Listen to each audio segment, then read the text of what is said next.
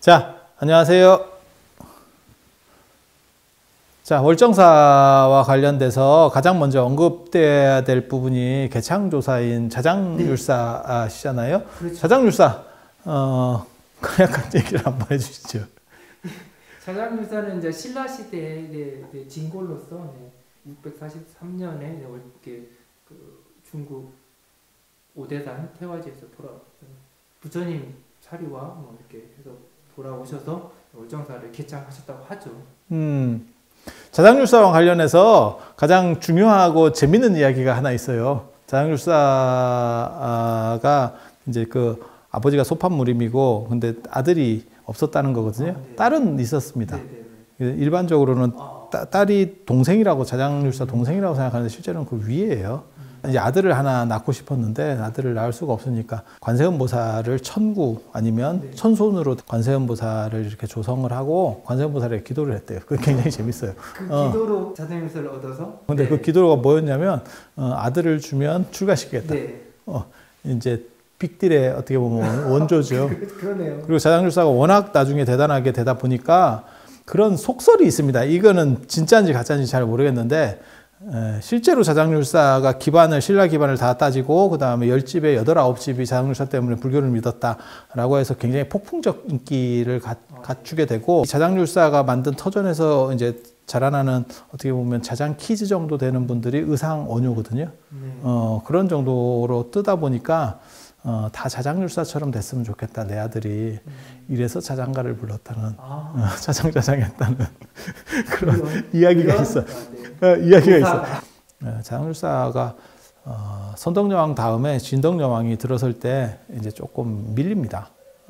자장률사가 두 가지의 대변자였었거든요. 불교계의 대변자, 그다음에 대당 외교권을 가지고 있었던 대변자였었는데 이제 진덕여왕 때가 되면 선덕여왕 말년에 이제 문제가 생기면서 그때 이제 그러니까 실세가 누구냐면 김춘추예요. 김춘추, 김유신이 비담 염종의 반란을 제압하면서 실제로 완전히 자장률사는 선덕여왕계였었기 때문에 그때 이제 약간 밀려나서 이 동북방 쪽으로 와서 명주 지역, 그 당시는 하슬라예요. 하슬라의 불교를 이렇게 개창을 하고 그 다음에 당시에 고구려가 남하하려고 했었기 때문에 여기에 불교 거점을 만들어야 될 필요성도 있었어요. 그리고 만들면 민심이 안정이 되거든요. 그런 일들을 하셨었고 원래는 이제 중국 가셔서 당세종에게 크게 환대를 받고 왕실에서 따로 벼론을 만들어서 이제 크게 잘 모셔줬고 자장률사는 그런 정치적인 데보다는 당신께서 이제 출가하셔서 구도자의 그러한 길을 걸으신 거니까 그런 식 어른이어서 당신이 장안에서의 환대 그 다음에 그때 이제 계율로서 사람들을 계율을 주면 신이 영응이 일어난다는 거예요. 기적이 일어나요. 기적이. 그래서 엄청난 일들이 벌어지는데 너무 번잡하고 이건 내가 당나라에 온 뜻이 아니다. 종남산이라고 하는 장안 남쪽에 있는 진령산맥 쪽에 있어요. 그래서 그 종남산에 들어가셔서 이제 수행을 하세요. 거기서 이제 아마 도선율사랑 교류를 했을 거다 이렇게 추정을 하고 이 도선율사 같은 율의 종장이었기 때문에 대화가 잘 됩니다. 잘 모르시는 분들은 뭐라고 얘기를 하냐면 도선율사한테 율을 배웠냐? 뭐 이렇게 얘기하는데 그런 거 아니고요. 자장률사가 도선율사보다 나이도 많고 그 다음에 이미 신라에서도 율로 다 알려진 분이에요. 그래서 서로 이제 교류를 하는 건데 도선율사가 자장률사보다는 조건이 좋죠. 왜냐하면 당나라에는 불교가 많고 자료도 많고 그러니까 그런 것 때문에 이제 교류하는 과정에서 이제 영향을 받게 되죠. 그리고 실제로 나중에 귀국하셔서는 통도사의 금강계단 설립하는 것도 도선율사보다 빠릅니다. 도선율사도 종남산 정업사에다가 계단을 만드는데 한 30여 년 이상 빨리 자장률사가 먼저 해요. 자장률사가 먼저 할 수 있었던 이유는 뭘까요? 글쎄요. 뭐 했을까요? 문제입니다.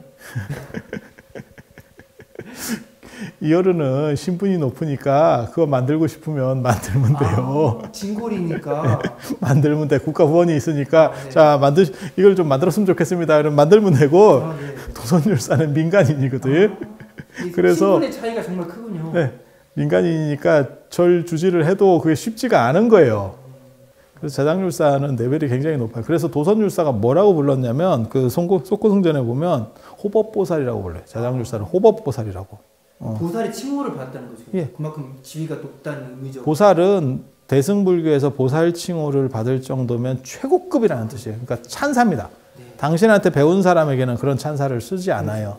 자장률사 하다 보면 끝도 없을 것 같아서 다른 자장률사만 가지고도 한참을 해야 돼요. 이게 굉장히 대단한데 지금 우리가 얘기하려는 건 오대산의 역사 관련된 얘기를 해야 돼서 자장률사는 잠깐 들어가 계시고 이어른 같은 경우는 도의국사, 조계종의 어떻게 보면 시조, 지금 현재 대한불교 조계종에서 종조, 남종선, 중국 해능계의 남종선을 신라에 가장 먼저 들여왔었던 가지산문의 시조라고 보시면 되고, 그 옆에 계시는 분은 이제 범일국사, 사굴산문이라고 해서 가지산문과 더불어서 구산선문 중에서 가장 큰 문파를 거느렸던 선파를 거느렸던 범일국사 통요라고 하는 분인데, 이열은 이 사굴산문 밑에 이제 유명한 분이 보조국사 진울. 그 다음에 또 한 분이 이제 나홍 스님. 이제 북대 쪽이나 뭐 영감암 쪽에 가면 이 오대산에도 2번이나 주석을 하셨기 때문에 인연이 깊으신 스님이죠. 그래서 이 가지산문하고 이 사굴산문이 최고라고 보시면 되고, 이 옆에 이제 서산대사라고 하는 청어 휴정 스님. 그 옆에 이제 사명대사. 이 사명당이 또 얼정사를 다 중건을 했어요. 얼정사 적광전 같은 경우 예전에 저 적광전 되기 전에 저기도 다 사명당이 중건을 다 하고 얼정사를 일신시키고 얼정사에서 오래 사시려고 했었죠. 사시려고 했었지만 그때 임진왜란 이제 벌어지면서 나가게 되시고, 자 이쪽에 계시는 분은 이제 송광사 조사당에 모셔져 있는 16국사 국사전에 모셔져 있는 진울 스님. 진울 스님 고려 시대를 대표하는 최고의 선성 중에 한 분이죠. 그 옆에 이제 나홍 스님.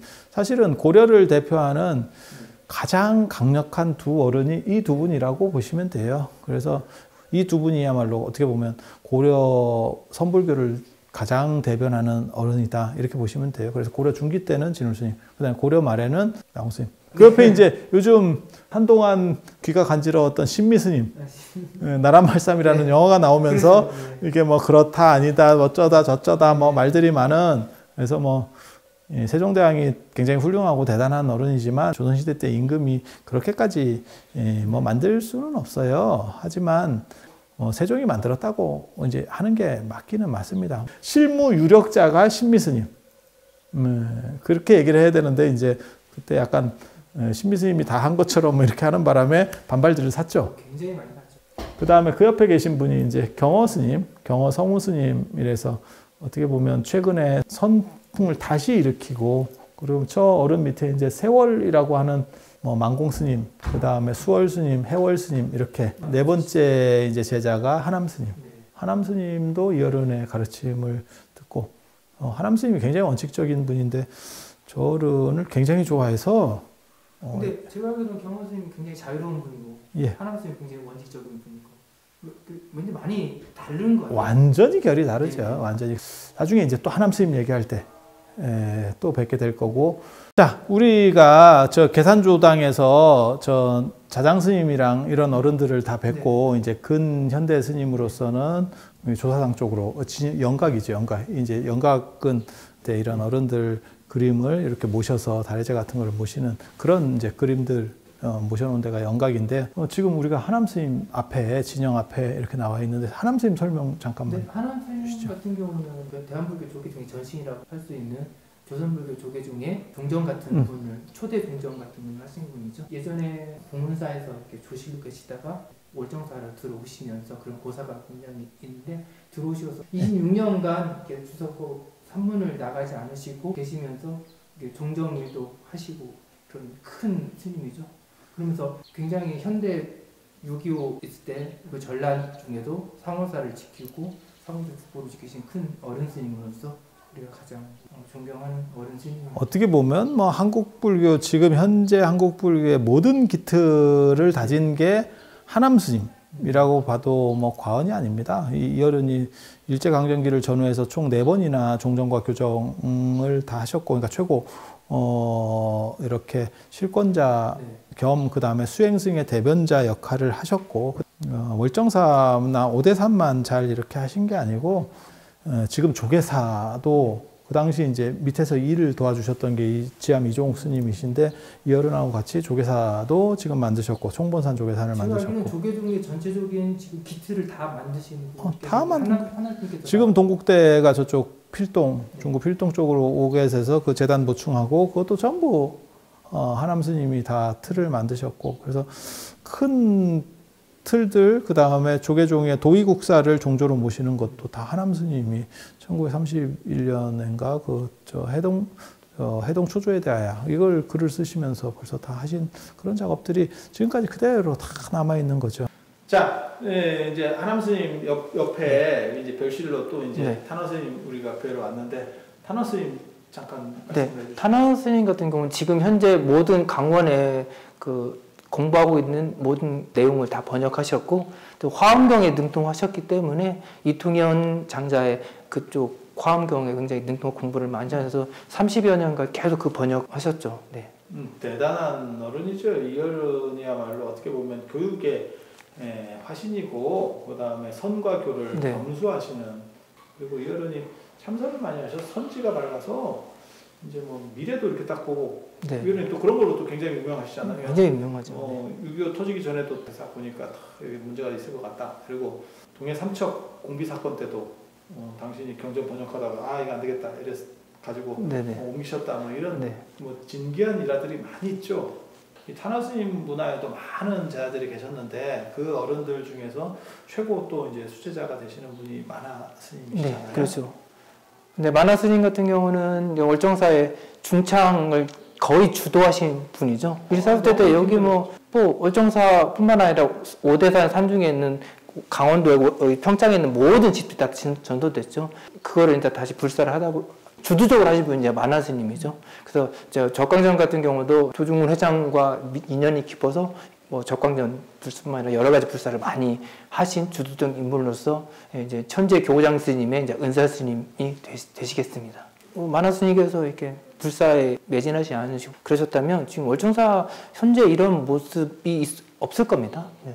절이라고 하는 게 어떤 데는 유명한 절이라도 폐사지로 그냥 끝나는 데도 있고 그래서 한번 이렇게 전소가 됐어도 그걸 어떻게 잘 살려내느냐가 누군가 엄청난 희생을 해야 되고 그런 부분에서 이 어른이 주도적인 역할을 하셨다 이렇게 볼 수 있죠. 자, 스님 지금 우리가 월정사 적광전에 들어와 있는데 이 정각 언제 되고 뭐 이런 내용들 좀 간략하게 설명을. 1964년에 이제 그때부터 만화 스님께서 이 중청부사를 시작했다고 합니다. 원래 여기는 일제강점기 때나 이 화재 전에는 칠불보전으로 이렇게 나옵니다. 그게 조선고족보도에 이렇게 사진도 있고 칠불보전을 조선 후기 이 금강록 같은 데 보면 뭐라고 나오냐면 비로자나 부처님, 그 다음에 석가모니 부처님, 그 다음에 문수보현, 관음세지, 지장 이렇게 나오는데 이게 어떻게 배치가 됐는지 저로서도 이게 개념이 잘 안 갑니다. 왜 비로자나 부처님하고 석가모니 부처님을 같이 모시는지를 잘 모르겠어요. 여기가 그러니까는 처음에 조선 초기까지만 하더라도 사명당이 중건할 때 어떻게 바뀌었는지는 정확하게 모르겠는데 그 전에는 오류성 사적조에 보면 여기에 이제 5대 오만진신과 관련된 저 5 불보살을 모셨다라는 내용이 나와요. 그게 이제 동대 아시다시피 뭐 동대 관세음보살, 남대 지장보살, 서대 대세지보살, 그 다음에 북대 미륵보살, 그리고 중앙에 뭐 문수보살, 그리고 뭐 배석을 해서 석가모니 부처님이나 뭐 비로자나 부처님을 모셨을 개연성도 있어요. 보살만 다 모시기는 좀 그러니까 그거는 오케이가 되죠. 왜냐하면 중국 오대산 같은 경우도 예전에 그 걸륭제가 중국 오대산을 이렇게 해서 오대를 다 올라가려니까 너무 힘들다는 거예요. 그래서 그 스님한테 그런 얘기가 있거든요. 한 방에 친견할 수 있도록 잘 좀 배려를 해달라. 이랬더니 대라정에 그 오대에 계신 문수보살상을 그대로 이제 모사를 해서 한 방에, 그게 대라정이에요. 그래서 바쁜 분은 대라정. 그래서 그렇게 만들었다고 그런 얘기가 있는데 어떻게 보면 이 월정사야말로 그런 중국 오대산의 대라정 같은 그래서 오대를 다 친견하지 못하는 분들은 한 곳에 모셨을 개연성도 있다. 예, 그렇게 기록상으로 봤을 때는 딱 그런 각인데 그런 각인데 내용도 그 5분이 들어가 있는 게 나와요. 그 5분 모셨다는 얘기가 거기까지 나오는데 칠불보전이 되면 보통 이제 석가모니 부처님이나 비로자나 부처님 좌우에 문수보현이 들어가고 아미타 부처님이 옆에는 관음세지가 들어가기 때문에 관음세지를 따로 하기는, 근데 여기는 이제 동대의 관세음보살이고 서대의 대세지보살이니까 그렇게는 되는데, 부처님 또 두 분을 모시기도 참 애매하고, 보통 부처님을 모시면 한 분 아니면 세 분을 모시고 중간에 보살들을 넣는데 미스테리합니다. 칠불부전을 모셨다가 그것도 이제 일사후퇴 때 아군들에 의해서 전소가 되고 난 뒤에 중건되면서는 적광전. 그리고 이 부처님이 지금 개금을 해놔서 잘 보이지 않는데 경주옥으로 제작이 됐습니다. 네. 이 적광전 터 자체가 명당이라고 나오는 데는 여기밖에 없고, 그 다음에 이제 경주옥에 지금은 경주옥이 더 이상 산출도 안 돼요. 예, 그래서 경주옥이 원래 유명하거든요. 그래서 여기서 기도를 하면 명당의 에너지도 받고 기운도 받고, 이렇게 해서 기도가 아주 영험한, 왜 석가모니 부처님을 모시고 적광전이라고 했는지에 대해서는 뭐 정확하게는 잘 모르겠는데, 아마 탄어큰 스님께서 화엄경을 좋아하시고, 그 다음에 메인이 비로자나 부처님이기도 하지만 그분이 단순히 비로자나 부처님이 아니고 석가모니 부처님께서 정각을 딱 얻으시고 비로자나 부처님하고 합일이 되는 거예요, 일종의. 그래서 지금 이제 부처님께서 정각을 얻으신 상황이죠. 이제 항마촉지를 하고 양수겹장이 다 될 수 있는 그런 생각들을 어른께서 아마 하시지 싶어, 이렇게 다 하셔서 이렇게 표현을 하신 게 아닌가, 뭐 이런 생각을 합니다.